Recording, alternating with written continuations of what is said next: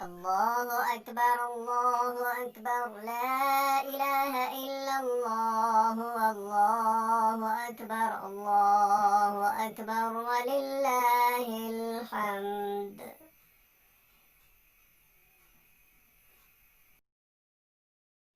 السلام علیکم ورحمۃ اللہ وبرکاتہ. ناظرین، یوم عرفہ اور اس کی فجر سے لے کر 13 تاریخ یعنی 13 ذو الحجہ کی عصر تک ایک عمل ہوتا ہے جسے تکبیرات تشریق کہا جاتا ہے، اور وہ چونکہ ہر فرض نماز کے بعد مسافر اور مرد عورت اور مقیم جو بھی ہو سب کے اوپر ایک مرتبہ پڑھنا واجب ہے. مردوں کے لیے اونچی آواز سے اور عورتوں کے لیے آہستہ آواز سے پڑھنا واجب ہے. اور عرفہ کے دن کے روزے کی الگ سے فضیلت اس سے متعلق ہم نے ایک ویڈیو میں بات کر دی ہے. ناظرین، آج ہم ایک کوتاہی سے متعلق بات کرتے ہیں کہ ان تکبیرات تشریق میں ہمارے ہاں اور خاص طور پر یہ دیہاتی علاقوں میں جہاں پہ اس کی اویئرنیس نہیں ہے، جہاں پہ اس کی زیادہ جو ہے وہ سمجھ نہیں ہے، تو وہاں پہ جو ہے ہلکی سی کوتاہی ہو جاتی ہے. اور خاص طور پر جو کوتاہی ہوتی ہے وہ خواتین سے ہوتی ہے.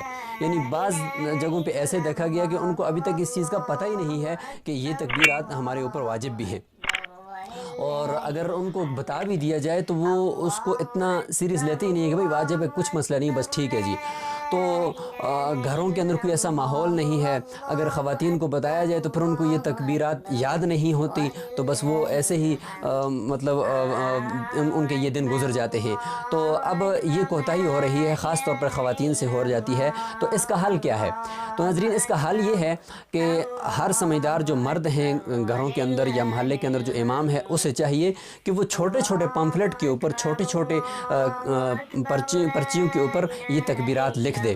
اور لکھنے کے بعد ہر گھر میں خواتین کے سامنے ہوں وہ، تاکہ نماز کے بعد ان کو یاد دہانی ہو. تھوڑی سی جو تکبیرات ہیں ان کو بس یاد کر لیں، اور وہ ہر نماز کے بعد ان کو یاد دہانی کے ساتھ ان کو پڑھائی جائیں.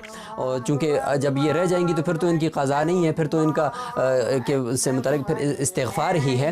لیکن یہ ہے کہ وقت پہ ان کو پڑھا جائے. ہر فرض نماز کے سلام پھیرتی ہی خواتین آہستہ آواز سے اور مرد جو ہے وہ اونچی آواز سے، بلند آواز سے ایک مرتبہ اس کو ضرور پڑھیں گے. تو خواتین کو لکھ کر دے دیں، پرچیوں کے اوپر لکھ کر دے دیں، اور اس کی پوری جو ہے وہ آواز چلائیں، اس کی تشہیر کریں، چونکہ یہ ایک بہت مبارک عمل ہے. اور 3 برگزیدہ شخصیات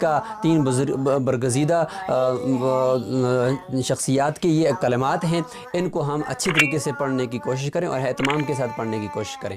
السلام علیکم ورحمۃ اللہ وبرکاتہ.